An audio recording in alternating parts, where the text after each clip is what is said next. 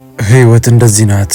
አንድ ጊዜ ደስታን እስከ ጥግ አሳይታን፣ ሌላ ጊዜ ደግሞ ሀዘንና ለቅሶን ታከናንበናለች። ትናንት ደስታን አሳይታ ዛሬ እንባን ታዘንባለች።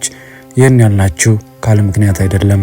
ከሰሞኑ ፓይለቷ ልጃቸው ማህሌትን እጅግ ድል ባለ ሰርግ ሞሽረው ድረው ትናንትና ህይወታቸው ያለፈው የዶክተር ተፈራ አሟሟትም የህይወትን ያልታሰበ አቅጣጫ በግልጽ የሚያሳይ ነው።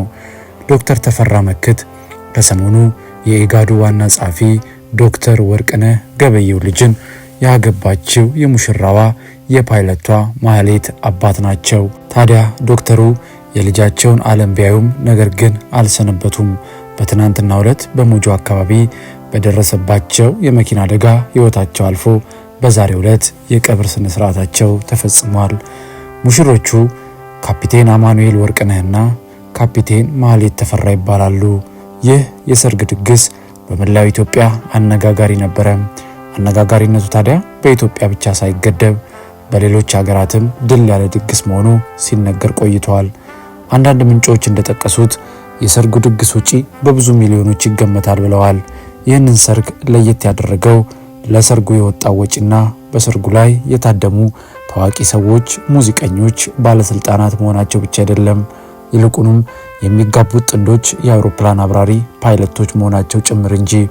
ይህ ብቻ ሳይሆን የወንዱ ሙሽራ ማለትም የካፒቴን አማኑኤል አባት በሀገራችን ፖለቲካ እንቅስቃሴ ውስጥ ስማቸው በጉልህ ከሚነሳው መካከል የሆኑትና አሁን ደግሞ የኢጋድ ዋና ጸሐፊ የሆኑት የዶክተር ወርቅነህ ገበየሁ ልጅ መሆናቸው፣ እንደዚሁም የሴቷ ሙሽራ የካፒቴን ማህሌት ተፈራ አባት ዶክተር ተፈራም በትምህርት ደረጃቸውም ሆነ በስራቸው እጅግ የተከበሩና የተመሰገኑ መሆናቸው ነበር። አነጋጋሪነቱ ግን ይህ ብቻ አልነበረም። ለዚህ ሰርግ ብለው ከበርካታ ሀገራት ትልልቅ ባለስልጣናት ጭምር የተገኙበት፣ እንደዚሁም ከሀገራችንም በትልልቅ የስልጣን እርከን ላይ ያሉ ያገለገሉ ሰዎችም ጭምር የተሳተፉበት አነጋጋሪ ሰርግ ነበረ። ከነዚህም መካከል የቀድሞ የኢትዮጵያ ፕሬዝዳንት የነበሩት ሳህለ ወርቅ ዘውዴ እንዲሁም ዶክተር ሙላቱ ተሾመ እንደዚሁም ደግሞ ከሀገር ውጭ የቀድሞ የኬንያ ፕሬዝዳንት ኡሁሩ ኬንያታ የተገኙበት እጅግ የደመቀ ሰርግ ሆኖ አልፏል። ታዲያ የሰርጉን ድምቀት የተመለከቱና የሰሙ ሁሉ ጉዳዩን በተለያዩ ማህበራዊ ሚዲያዎች ላይ ሲያዘዋውሩት የብዙዎችን ትኩረት ስቦ ነበረ። የሙሽሮቹ ቤተሰቦች የነበራቸውን ደስታ ለተመለከተ ደግሞ በሙሽሮቹ ምን ያህል ኩራት እንደተሰማቸው በግልጽ ይታይ ነበረ።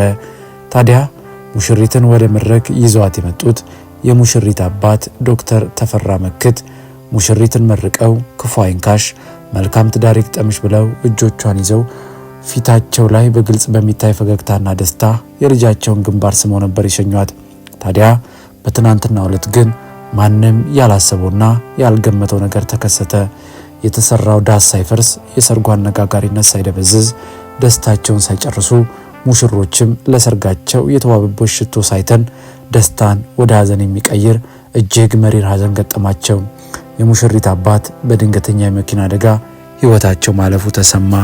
ልጃቸውን ድል ባለ ሰርግ ሞሽረው ድረው ትናንት በመኪና አደጋ ህይወታቸው ያለፈው ዶክተር ተፈራ በዛሬው ዕለት ስርዓተ ቀብራቸውም ተፈጸመ። ዶክተር ተፈራ መክት ከሰሞኑ የኢጋዱ ዋና ጸሐፊ ዶክተር ወርቅነህ ገበየሁ ልጅን ያገባችው ሙሽራ የፓይለቷ ማህሌት አባት ናቸው። ዶክተር ተፈራ ታዲያ በደረሰባቸው የመኪና አደጋ ትናንት ሞጆ አካባቢ ህይወታቸው ማለፉ ተሰምቶ ነበረ። ዶክተር ተፈራ የልጃቸውን ዓለም ቢያዩም ብዙም አልሰነበቱም። እለት እለት እየተባባሰ በመጣው የመኪና አደጋ አሁንም አሳዛኝ ታሪኮችን መስማታችንን እየቀጠልን ነው። የሙሽሪት አባትም የዚሁ ገፈት ቀማሽ ሆኑ። ዛሬ 9 ሰዓት ሞጆ ስላሴ ቤተክርስቲያን የቀብር ስነ ስርዓታቸው ተፈጽሟል። ነፍስ ይማር፣ ለቤተሰብና ሙሽሮችም መጽናናት ይሁን። እንግዲህ ውድ የሰንቲው ቤተሰቦች እንደሰማችሁት ነው። ህይወት አንዳንዴ ደስታ ወደ ሀዘን የሚቀየርበት፣ ሀዘን ደግሞ ወደ ደስታ የሚቀየርበትን የተለያዩ አጋጣሚዎችን በህይወታችን ውስጥ በህይወታችን መንገድ ላይ የምናየውና የምናገኘው ሀቅ ነው። ታዲያ የነዚህ የሁለት ታዋቂ ፓይለት ሙሽሮች ሰርግም አነጋጋሪ የነበረና የሁሉም የቤተሰባቸው ደስታ፣ የወዳጅ ዘመዶቻቸው ደስታ፣ የጓደኞቻቸው ደስታ ነበረ።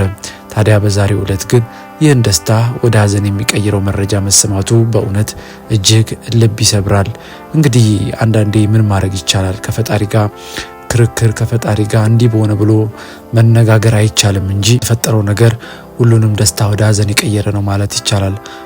በልጃቸው በማህሌት ተፈራ ቦታ ሆኖ ደግሞ ለሚያስብ ሰርጉን ባከበረ ሰርጉን በደገሰ በዚህ ጥቂት ቀናት ውስጥ እንደዚህ አይነት ነገር ሲፈጠር በእውነት እጅግ በጣም ያማል።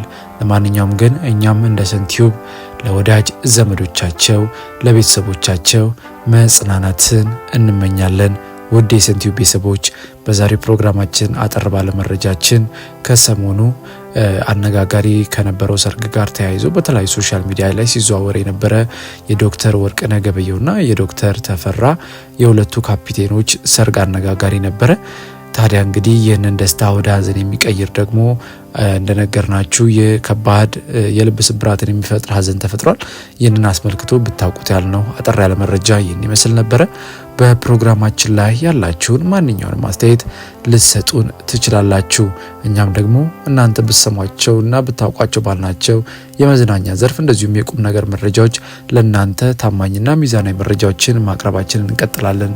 እናንተም ደግሞ አምናችሁና ፈቅዳችሁ ከ25000 በላይ ሰብስክራይበርስ እንድንደርስ ስላገዛችሁን በዚህ አጋጣሚ ምስጋናችን ላቅ ያለ ነው። በሚቀጥለውም ደግሞ እናንተ ብትሰሟቸው ብታውቋቸው ባልናቸው አዳዲስ መረጃዎች የምንገናኝ ይሆናል። የምንለቃቸውን ቪዲዮዎች ላይክ እና ሼር በማድረግ እንደዚሁም ቻናሉን ሰብስክራይብ በማድረግ ደግሞ አበረታቱን እያልን በሚቀጥለው ብትሰሟቸው ብታውቋቸው ባልናቸው አዳዲስ መረጃዎች እስከምንገናኝ ሰላም፣ ፍቅር፣ ጤናን ለሁላችሁም እየተመኘን በዚሁ ተሰናበትን። መልካም ጊዜ ይሁንላችሁ።